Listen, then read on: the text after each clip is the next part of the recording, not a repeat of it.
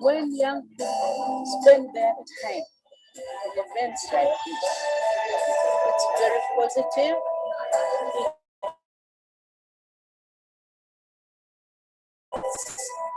You know, it gives me hope for the future.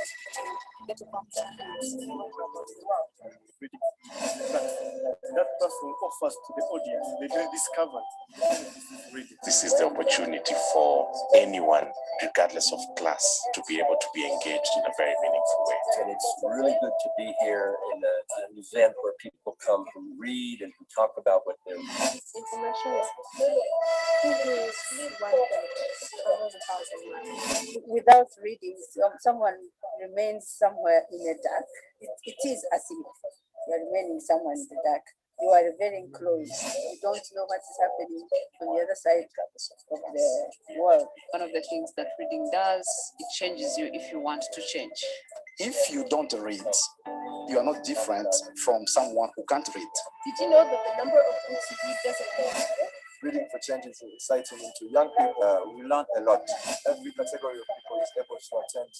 In order for change, we need knowledge. In order for knowledge, we need to read. And I would love to encourage a lot of people at a younger age, even the youth or even older, to bring up that culture of beginning to read. The work that you're doing is amazing, and I think this organization is really important. Reading is a fundamental part of life. It helps you to become more brilliant. It helps you to solve your problems, and it can create a curiosity that allows you to move forward in every way of your life. It's really a good opportunity to share information, experience, improvement in our different professions. It's a free event, and I hope you get to see that reading is very important. And it's wonderful to be here to attend the Reading for Change program today. I was really excited by the questions that were asked by the students and the energy about youth empowerment and youth engagement. reading is very important to develop yourself and to develop knowledge about the world. Reading for Change, very transformational, very good.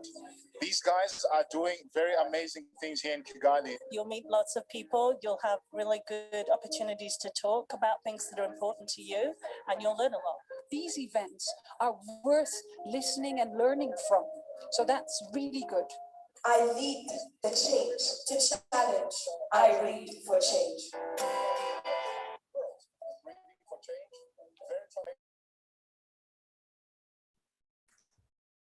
Hello, ladies and gentlemen. I hope you are doing great and you are having a good evening around the corner of Africa, those who are in Rwanda and those who are in different countries around Africa. Today is another moment, learning for change. And I really miss those experiences that I've just seen where we could meet live at the physical places, where we could sit around and have a great moments together. But because of Corona, you know, we had to have this session online. So maybe it's your first time to come here, and I've been hearing Afflatus Africa around the news, maybe from your friends, and you ask yourself, what is Afflatus Africa anyway? So Afflatus, if you go to check the meaning of Afflatus, it means inspiration. So this is inspiration, and Africa, across Africa, you know, we have different branches in Uganda, and we are looking forward to open other branches around the continent. My name is Innocent Kavera, and I'm going to be the host of today. So the programs we have in Afflatus Africa, there are 3, which is Reading for Change that happens every last Saturday of the month, and we have Learning for Change, and we have Mentorship for Change. So today's program is Learning for Change, and the theme is the elders. What the elders are going to be telling the youth of today. So we remember those times in ancient where elders could sit under a tree and then around the fire, and then they're talking to their children. And to be honest, I was not there because I'm born in this generation where we just sit with our parents in our rooms or even go online. We have lights. I've heard my parents, my grandparents telling me those stories, and I've read about it where the elder can sit around and talk to the younger generation, telling them, you know, I've done these mistakes, make sure you don't make those mistakes. So maybe you're fortunate to have a parent who sits you around in the evening and they tell you, do this and this, what is going on in your life, how are you going to survive this and this and this and this. But many of us, we are unfortunate, maybe our parents, they only care of our clothes. Maybe you have eaten, are you healthy, how is school? And then it stops there. And now, the good thing about Afflatus Africa is that you're going to have these opportunities to meet different experienced people around Africa, around the world, who are coming to give you many inspiration, as the name says it, and our motto, which is unveil your potential. Maybe you're asking yourself, what is my purpose on this earth? How am I going to reach to my career? So people here, we have mentors who are going to help you out, and we're having even many events that happens in monthly, and make sure you're going to follow us. So today we have an amazing people and really experienced, with great privilege to have the elders who are foreigners. They are currently here in Rwanda, and I'm happy to introduce Heide Parsa, who is an Italian-Iranian. Maybe she's going to tell us more about her journey. Why did she choose to come here in Rwanda, and what is she currently doing? What I've heard about her is that she's more interested into education. In Great Lakes, East African in East African side. That's why she has become headmistress in different schools and continues to inspire other educators to create change. And then we have Ade Nissa Begu from Cameroon, and she's a student to African Leadership University. You see, it's African. Yeah, Afratas Africa, African Leadership University. So that she's going to tell us more about the experiences in African Leadership University, the future leaders of Africa, from the vision of our friend there, Fred Sonika, who have established here in Rwanda, which we are really privileged and to have them here. And also she's going to give us more experiences and more of the message to the youth and how we can survive for the next 20 years to come. So I'm happy to have you, Haede and Adenisa. How are you doing? Thank you. Good evening, friends. Good evening, Innocent, and thank you so much for your introduction. It was very beautiful. We enjoyed it. And yes. I would like to thank Afflatus Africa. I appreciate very much the high standards, the high purpose that Afflatus Africa has, developing these capacities, potentialities of youth who could work for the well-being, not only in Africa, but all over the world. And I would like also to thank Peter Serugo, because I met him a few weeks ago, just per chance. And I thank him that he invited me to this event. And I was touched by his kindness, his care, his desire to increase his knowledge, and his open-mindedness, really. So I am very happy. I appreciate that the three keywords of this event is learn, change, and inspiration. So learn. You know, I have a twin sister, and she always says that life is a learning school, that throughout our life, all of us, we are children, adults, women, men, all of us, we have to change. Change is learning is a process through which we are going. All of us, we go through this process. And why I invited Nisa? Because I wanted to show that it is not the elders who teach and the youth who learn. Often, it's youth who teach and we as elders, we learn. So change is second key word. Every living thing must change. Change is very nature of everything in our life. But change needs a vision, a goal, directive towards excellence. And it has to be this change in our personal life and in the life of the society. Inspiration, beautiful. I like it. And hopefully, thank you so much.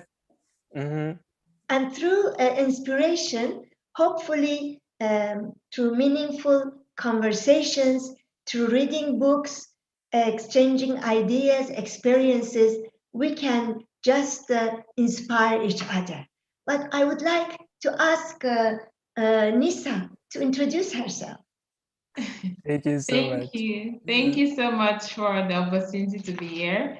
As Mom said, yes, it's true. With elders can learn from young people can learn from old people, and that's how change can come about, right? So I think you have done most of the introduction.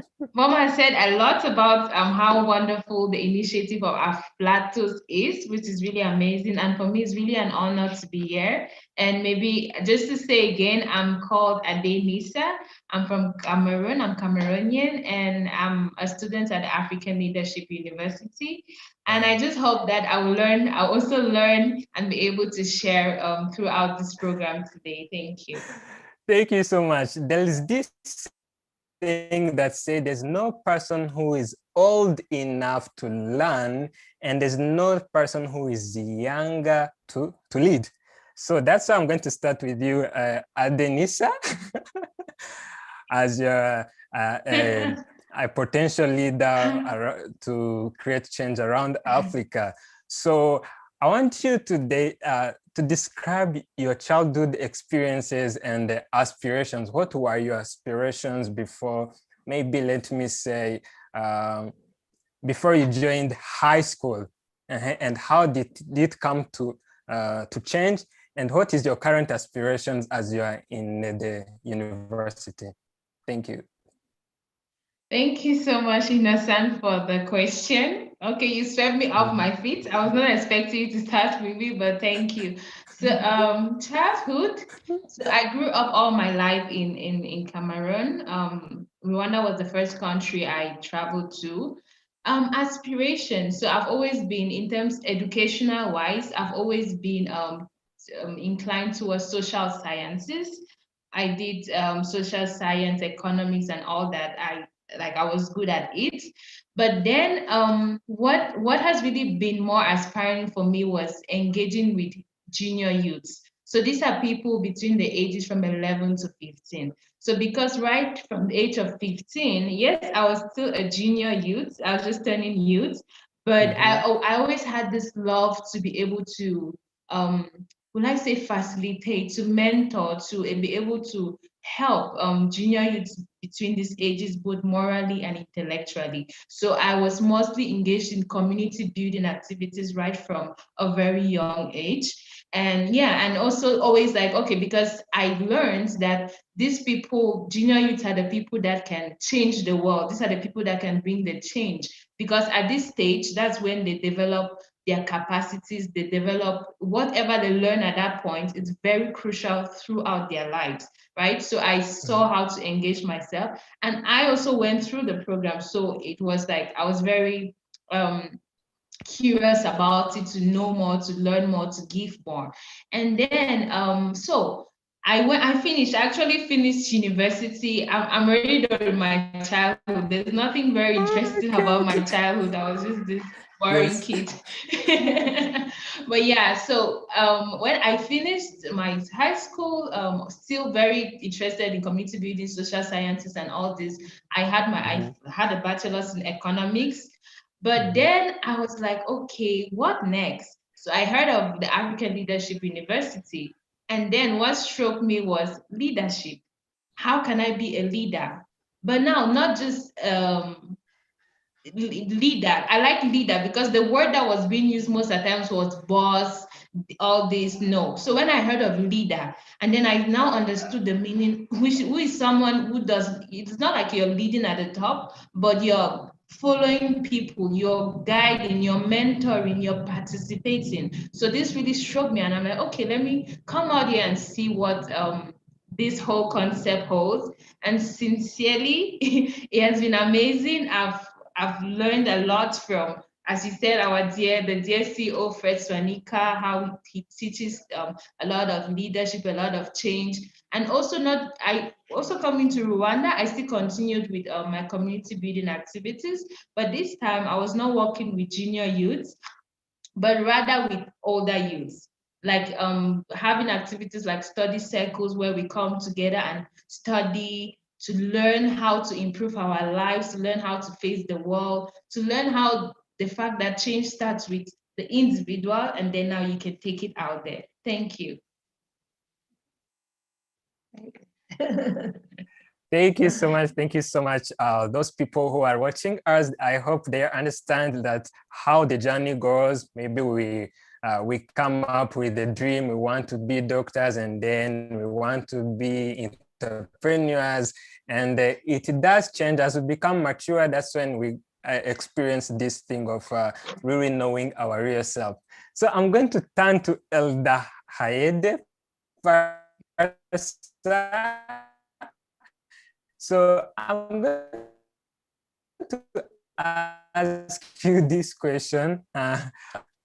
your childhood come back in your life right now, and what makes you laugh when you remember of your childhood memories? Well, I was born in Iran, but I lived in 3 different continents. I lived in Asia, in Europe, and after in Africa. What has been very beautiful for me in my life has been the example of life that my parents gave me. They showed me how it is possible to live in unity and peace in a family, how it is possible to consider the others not as others, but as members of our family.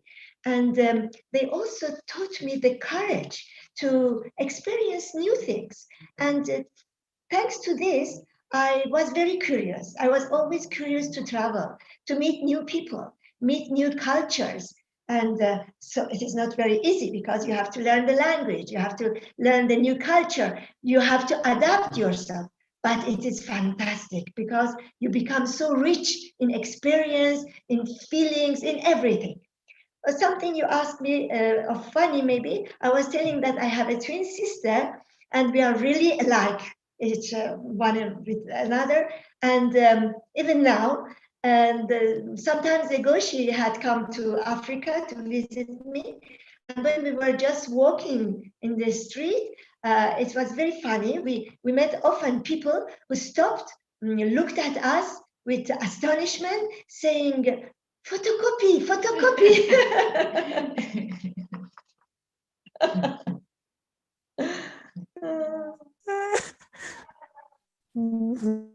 Okay. So, and then among maybe the way you grew up and what is really important to you. Like sometimes the youth of today, we say, money first, or others service first. Others, different people have their different principles in life. And then I would like you to take us through and tell us about what is really important to you and what are your current short-term goals moving forward? Very important for me is to continue my life, even if I am not young anymore. Maybe I hope to continue being young in my spirit and in my attitude, even if my body is not young anymore. But after a long experience as headmistress and teacher in DRC and also in Rwanda, I'm now retired. And you talk about what is our current short-term goals. You know, we have 3 children. We have a son who is married with an Indian young girl. They are living in Brussels. Wow. We have a daughter who is married with a Canadian young man, and they are living in Canada. And we have another girl, another daughter, who is living in Kinshasa, and she is married with a Congolese young man. So we have 3 children-in-law who belong to different continents. And this is the main object of our life, to see unity in diversity. We see how beautiful it is. When we come to, we belong to different cultures, but we have the same purpose, the same vision, and we find harmony among ourselves. So our current short-term goals maybe is to go and visit our children, and we have 6 grandchildren all over the world, and to join their company. But while we are staying in Rwanda, our aim as Umusazana Numukechuru, my husband and I, our aim is to able to continue our service in the field of education with children, junior youth, and even adults. So through your career journey, you say you're retired, but I want us like to take you back a little bit and tell us during your career journey, what pushed you to pursue it and the challenge you faced it and how you are able to overcome them. Thank you. Well, I graduated in languages. I was fascinated by the idea of being able to communicate with other people in different languages. But at the same time, I was really attracted by the science of education. And so I tried to learn by myself about education by participating in training courses, online trainings, reading books, and any other way that it was possible for me. And I had my first experience as a teacher and headmistress when I was in Bukavu, when we went to Bukavu in DRC. I was given the opportunity to take over the management of a kindergarten. Wow, I was frightened.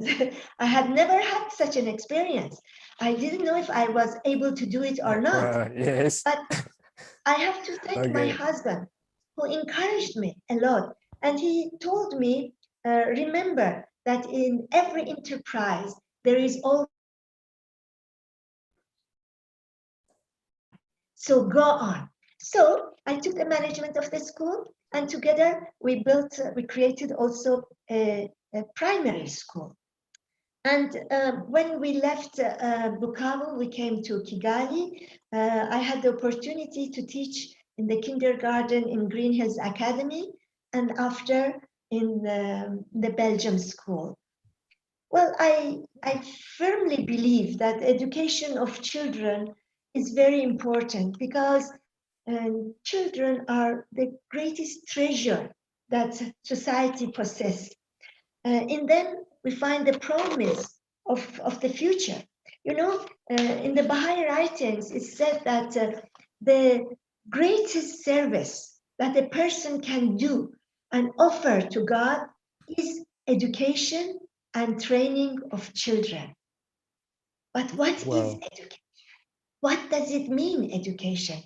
As you said, today when we say education, we think it's okay, educate the body, being clean, do sport, intellectual things. Fit, yes. Yeah, very good. And learn maybe languages or mathematics, that is very good. But education, because the world of today thinks that children are like containers that are empty. And we have to fill them with information, with concepts, and so many things. But really, through experience and reading books, I found that children are not empty containers. Wow. They are as mines. They are as treasures, rich in gems, in precious stones. And these stones are gems. They are of inestimable value. And through education, we can help the children to manifest these precious gems and develop them, use them for themselves, and to use them for the benefit of the society.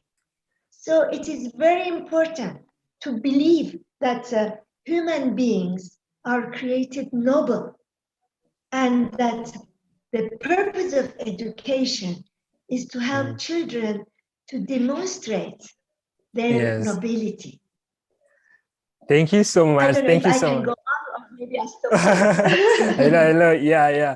I just like that thing you say. A great service to God that you can provide here on earth is education, and everyone is born noble, and they have some set of skills in them. What we need is that spark to enlighten and make us be ourselves and bring in the gifts that we were born with.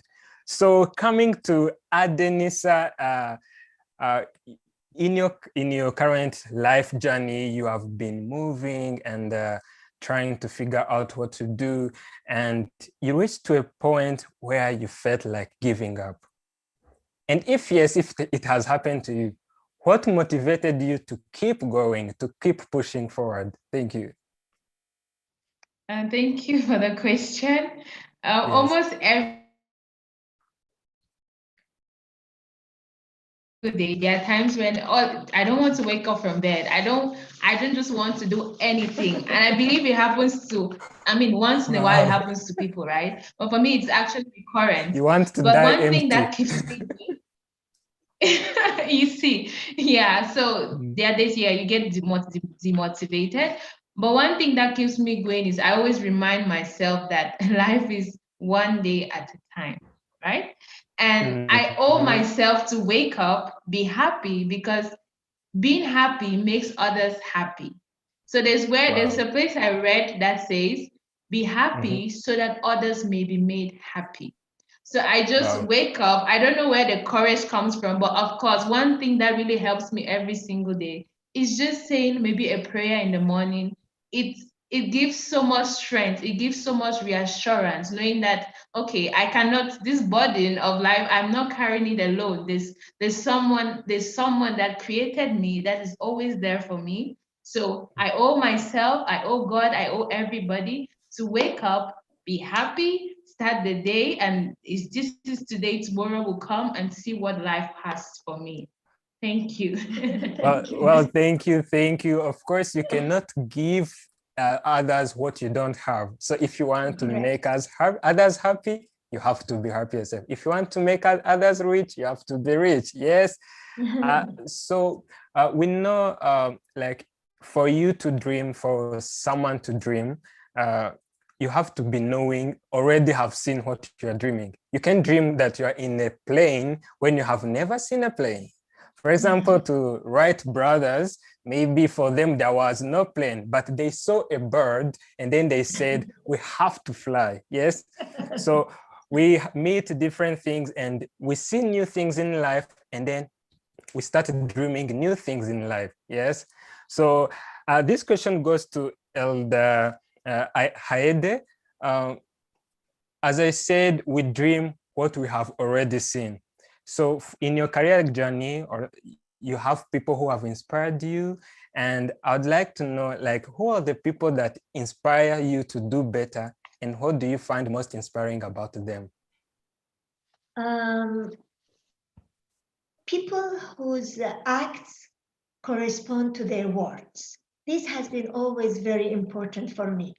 And my first inspiration have been my parents, really. Through their life, they inspired me to believe that the world is only one country, and that we are the citizens of this one country, and they lived it in their life, and this inspired me very much. One other person who inspired me very much is, he was called Abdul Baha. Abdul Baha was known also with the name of the Master. Abdul Baha lived in Asia, and he believed and he dedicated the whole life for promoting unity and peace among races, nations, religions, and so on. But unfortunately, he was always opposed by people who didn't want to listen to this. And he was banished in his life. He was exiled to different countries, but nothing stopped him. This is something that I loved in him. And I found something very beautiful. Let me see if I find it.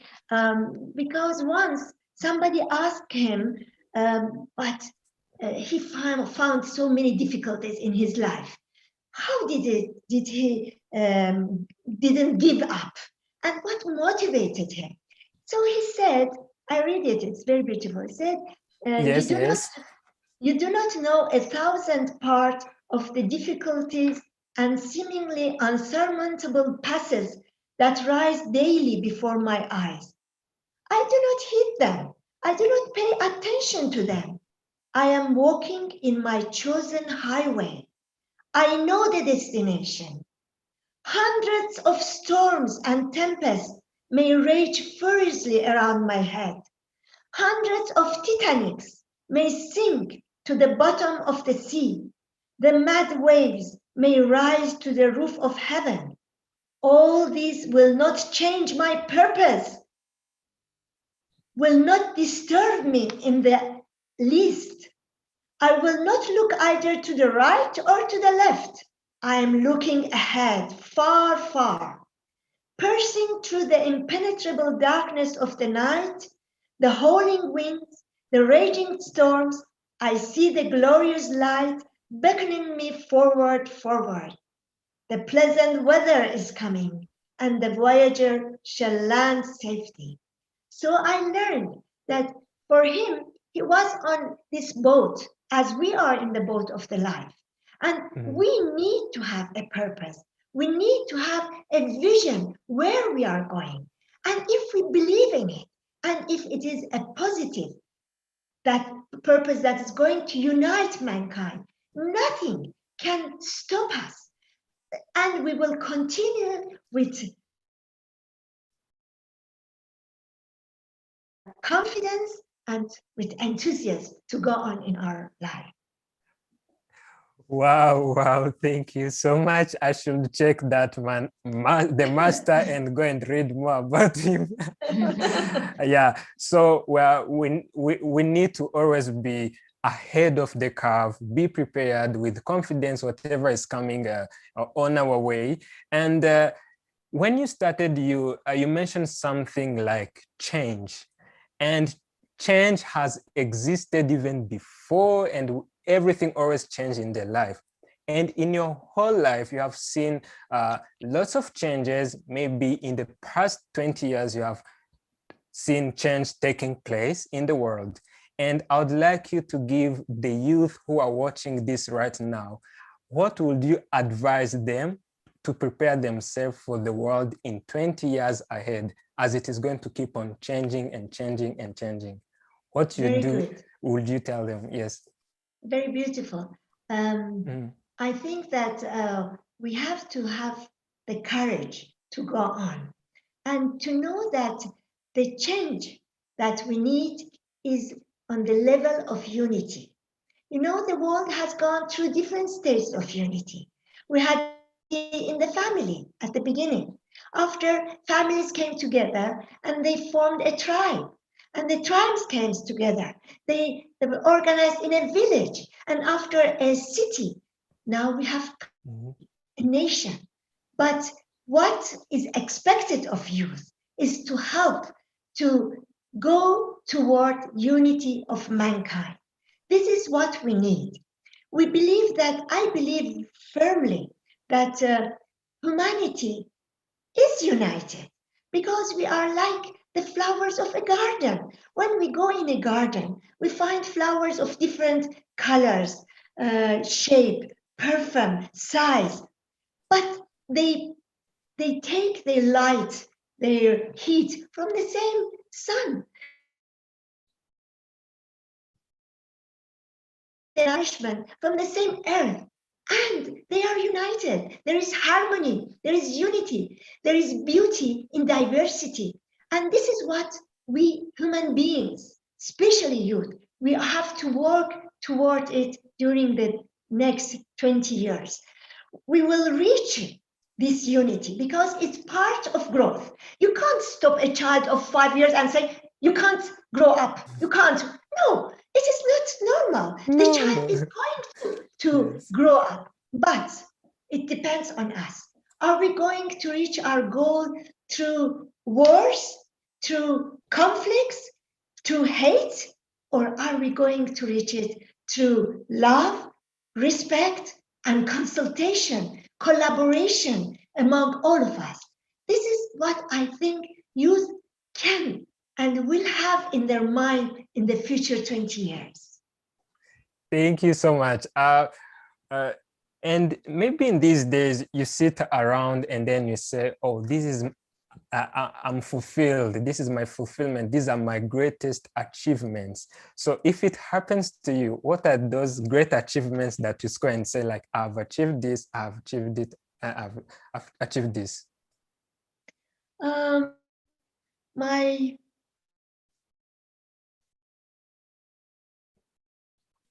think that my greatest achievement has been my trying to be positive, trying to do something positive. And I'm very happy our school in Bukavu, the kindergarten. The children Yes. were very little, small, 5, 6 years old. And just a few weeks ago, again, I received on Facebook a message saying, "Oh, Madame Parsa, you remember me? I am David, the little 7-year-old child who was in your school. And I remember when my parents came late to take me from the school, you would invite me in the kitchen to have a banana or something or play with you. Now I am a doctor in South Africa." And it filled me with so much Wow. joy. Yes. And I realized that what was in my mind, that education has 3 aspects. As you said, Innocent, it's not only physical, it's not intellectual only, but it is also, and especially spiritual and moral, because through that we learn that what is the purpose of our life. We learn how to develop the talents that are hidden in ourselves. We learn to have good habits, to have praiseworthy conduct, and to foster a love for knowledge, to be open toward learning and have this desire to investigate truth and reality. And this starts from when children always this opportunity to work with small children. And I have to say, sometimes I think that if I had to start again my life and decide what to do, I would decide education. Wow. Definitely. That's really your purpose. That's your call. What I can hear, the enthusiasm and the energy behind it, it's really profound that you have found your call in life. And the greatest achievement I've seen in what you have said, you have lived these 3 things. You have lived, you have loved, and you have learned. So those people who are watching all around, they can take this note down about living, loving, and learning. So as we see, she has took something from the world by learning, by taking different resources, and then she gave back, which she's saying that it's the greatest achievement that she has done. And also hearing those children all around Africa saying that they have become doctors because of her. And if you experience that, if you see the happiness that she has, maybe you have to give something to the world so that you can feel how she's feeling right now. So I'm going to ask both of you this question, and I'll begin with Adenisa. Tell us about your top 3 life principles that guide you on a daily basis. And then if you finish, and then Elder Hayede is going to tell us also the 3 principles that guide life on a daily basis. Thank you. Thank you. So after listening to the question, I was like, okay, no, maybe you'll have told Elder Heidi to be the first to start. So I learned. I'm like, okay, so after this are the principles I'll do after this. But since you surprised me again, yes. So when 3 life principles, okay, this is a little bit hard question, but yeah. I know. First, I would say one of my top life principles is to be able to help others, to be able to spread a positive energy, because as we are all seeing, is what you give. You can only give what you have, and that is what can come back to you, right? It's a cycle. So it's waking up and seeing, how can I spread this positive energy? Secondly, I would say trying to be happy. I still like going back to this whole concept of being happy, and being happy in this sense, I also say learning to forgive myself and how to forgive others. Because I feel like this is something that, I mean, most times you're able to forgive others, even though it's difficult, but we forget to forgive ourselves. And yeah, once you forget that, you can be happy, you can give out this joy, you can share this happiness, and it's kind of a barrier. And the third principle I'll say is seeing how to balance my material and spiritual life. Wow. This is definitely a struggle throughout, but yeah, it's something when I wake up every single day, I'm like, okay, yes, I'm young, I need money, of course, I want to be successful, even being the next Dangote, of course, that is amazing. Okay, but now, what is the end means of this success?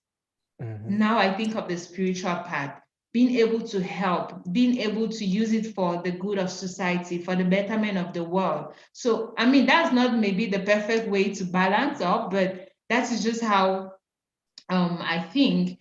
And to conclude and say that, of course, I'm not close to 100%. I'm probably like 50 or less to achieving these principles, but then it's an everyday effort. I say every day praying and hoping that God helps me to be able to apply these principles in my life. Thank you.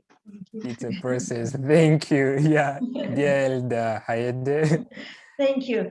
Well, for me, maybe the first principle that is basic is truthfulness. Truthfulness is, I believe, the foundation of all human virtues. If we don't have truthfulness, if we don't have honesty, sincerity, we can never progress in any field. So truthfulness, to tell the truth, to be truthful, to work in a truthful, correct, honest way is my first principle that I try always. The second one is love and unity. I think that we have to be cause of unity wherever we are and with whoever we are. We have to realize that as human beings, we are just one family. And we, as the flowers of that garden, we are different, but we are united. And so my principle, second principle, is to try to be always cause of love and unity. And the third one is service. Because, you know, in the world of today, our thoughts concentration are directed especially toward ourselves. How can I be more happy? How can I be more beautiful? How can I have more comfort in my life? Everything is concentrated on me. Service means others on their needs, and to see how can I help others to have a better life. How? In many ways, maybe creating friendships, keeping friendships, giving joy, as Nisa said, joy and hope to those who are going through a very bitter moment in their life. Sometimes just listening to people. This is an act of service. Sometimes morally and also materially helping those who are in need, accompanying others, encouraging others. Always in the writings of Abdul Baha, the master, I found this very beautiful sentence. He says, be loving fathers to the orphan, and a refuge to the helpless, and a treasury for the poor, and a cure for the ailing. Think all think at all times of rendering some service to every member of the human race. Whoever we meet, we try to say, which service can I render to him? Thank you. Wow, thank you so much. Thank you so much. So you people who are watching this, you have heard all about the principles. What I want to say on the principles, I just ask them the question so that you hear the examples of principles. Maybe you have not set down those principles. What I want to tell you, principles does not change. It's applied in everything. If it's service, yes, you're going to apply service in helping people. You're going to apply service in your church. You're going to have a service with your family. It's going to apply everywhere. As Adenisa has said about love and the happiness, also it's going to help her in every area of her life. So you see, giving also help us to get the abundance to keep on giving and helping the people. And as Elder Haede has said, it's not all about helping others materialistic with materials. Also your time, you are listening to those maybe privileged people or people who really need the help, who need your listening. And it's also a greatest treasure that you're giving to those people if you think that you don't have the materials to give. So there's this illusion when we are working, we are trying to make the ends meet and the finding maybe for the survival. And we forget the most important thing, which is our free time, what we do with our free time.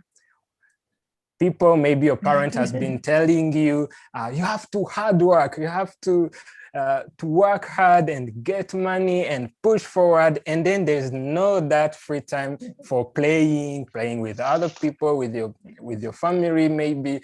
So I want to ask Elder Haede, what does she do in her free time? What do you do in your free time? I tell you, something I like very much to do is to go in the garden and look at every flower, yes, leaf, tree, small insects. The nature is so rich. It's a miracle that God has given us. And we go through it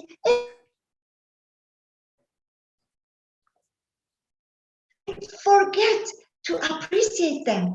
So for me, it's such a beautiful thing, not only because it gives me interior peace and helps me always also in reflecting, meditating. The nature helps it, but also it makes me conscious of the relationship that we have to have with the nature, the respect that we have to have towards the nature.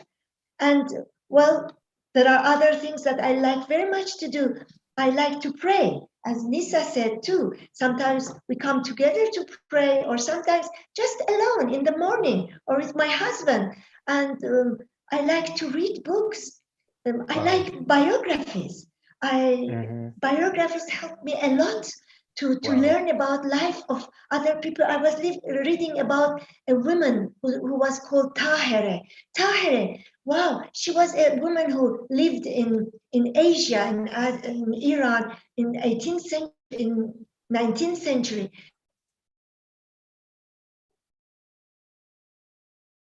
By their fathers and after by their husbands. And they had to have always the veil. Never they could show their face to the others. But she believed in the emancipation of women. So she came in a meeting of men without the veil. Oh, it was terrible what the confusion that was created. And at the end, she was killed. But before being killed, she turned to the people saying, you can kill me when you want, but you can never stop the emancipation of women, because man and woman are like two wings of a bird.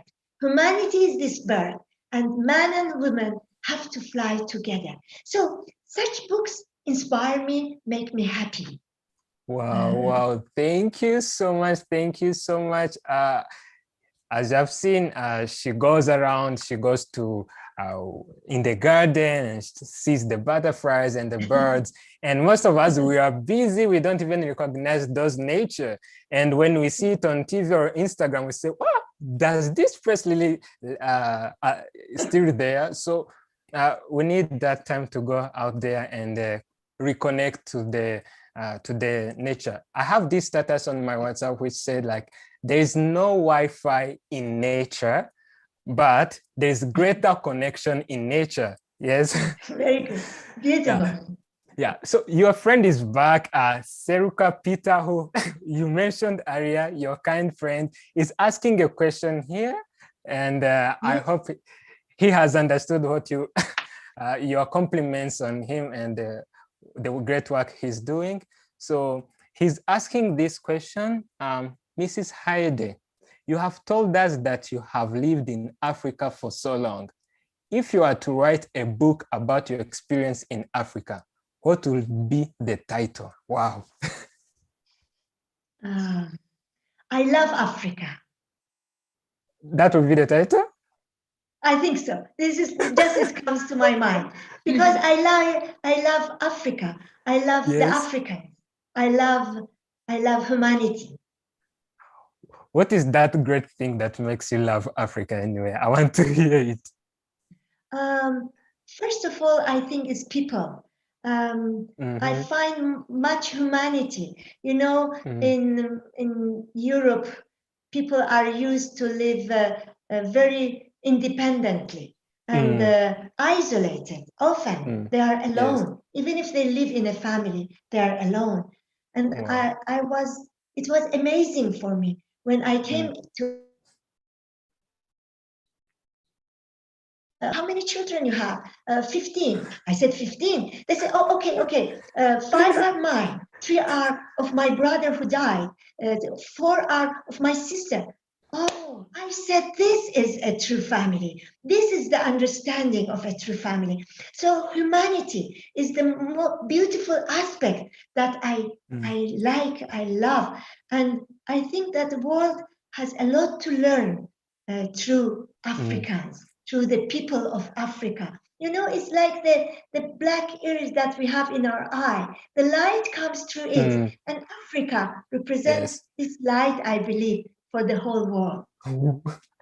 Wow, I like that illustration about Africa. Yes, we are open to each other. We are not that. Yeah, you see Africans, the way we greet each other every morning. Good morning. How is everything? How is it going?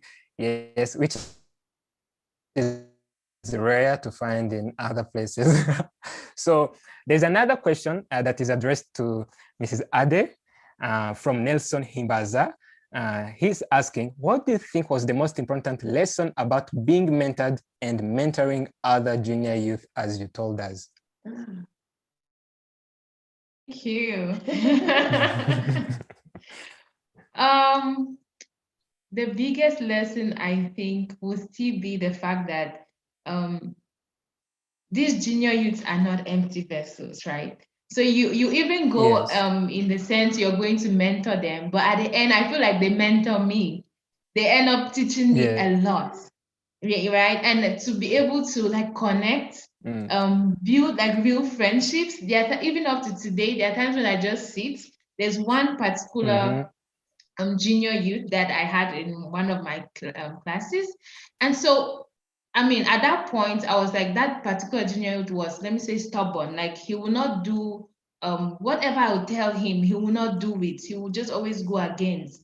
But then, I mean, I was also a junior youth at that time. So sometimes I will lose it. I'm like, why are you not doing this? Why are you not doing this? But with time, I realized that the solution is patience.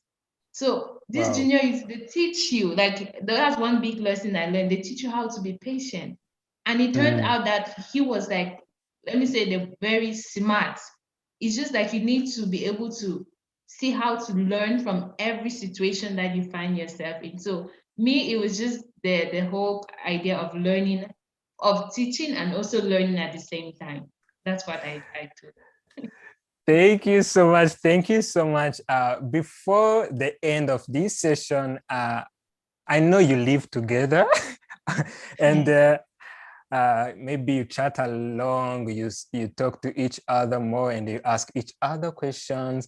But today I want Denisa to ask Haide one question. One question. You're going to ask her the question, any question, which is going to help you and help others who are watching this video online. Really sweating now, but even though it's cold there. Please, any question?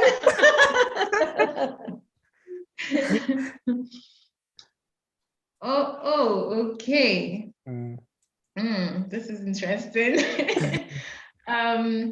What question would that be? Okay. So first I would like you to be specific. Yes. So what is one failure? Let me not say failure or a challenge that you faced and like you found it very difficult to overcome. Sincerely, it took like time to overcome, but how did you finally surpass it? When in your younger years, to be precise. I had challenges moving from one country to another one and facing new realities. As I said, trying to learn new languages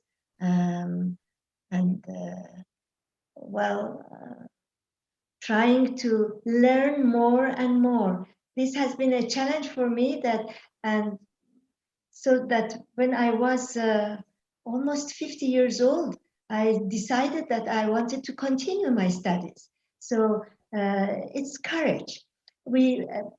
Courage doesn't mean that we don't fear. We all fear, but courage is to give us a hint and say, I trust in God, I trust in humanity, I trust in myself. And with the help or assistance of other people, of friends, of the people who are very dear to you, I think you can overcome these challenges and go on. Thank you so much. Thank you so much. The time is almost over. And dear Haide, I would like you to give us one last message to everyone who is watching right now so that they're going to take it, the note, and say, in everything, if other things I've missed everything, but I have to take back this last thing that I'm going to be told. Tell us that last message before, yeah. Hopefully. My message is that I believe that youth can move the world. Mm-hmm. It means they can change the world and change not only Africa, but they can change the whole world. Why? Because as a young generation, you have very wonderful powers and virtues. You are full of vitality, full of strength. You have the ability to adapt yourselves to different situations. You are ready to meet new challenges and to transmit your enthusiasm to the others. You have thirst for knowledge. You have love for truth. And you are attracted to beauty. You have the capacity to contribute to social progress. This is why you can change the world. But all this on one condition. Yes. You have to strive to discover and develop all these powers and virtues that are hidden in you and try to put them at the service of humanity. Thank you. Thank you so much. Thank you so much. People just started asking questions right now, and we're about to finish our session, but I'm going to take this last question, And next time you have to ask the questions really as early as possible. But let me take this question from Nyagatale. Jelome from Nyagatale is telling me, can you ask Miss Haede what brought them to Africa? What was the animating goal for them to leave Iran to Italy, Congo, and then Rwanda? Wow. Oh, thank you very much. What pushed my husband and I to my family first, and after my husband I to move from one country to other one, has been our desire to live and communicate to other people the high standards in which we believe. And these standards, we found them in the Baha'i faith that believes in unity, believes in peace. And for us, we couldn't leave them just for ourselves. We wanted to share them with others. And so we are very happy that life has helped us to live in different countries and to be able to communicate with other people, share, teach, and learn. Thank you so much. Thank you so much for the time you had with us. And for those people who are watching us all around, this session comes every Saturday at this hour, and we have different people, different elders who are coming over and tell us more words of wisdom. And don't say maybe you are too busy, because right now in Rwanda we are in lockdown. So make sure you don't miss the next session that is happening on Saturday, where you are going to learn and have more experiences as you have seen what has happened today anyway. And I really think the speakers of today, this is a great privilege to have you. And thanks for all the time you have sacrificed and come and tell us what we can take and what we can take serious in life. And I believe that everyone who is watching has had some message from both of you, and hope that you will come in our live event, in our actual event that will happen when finally the corona has ended. Yes.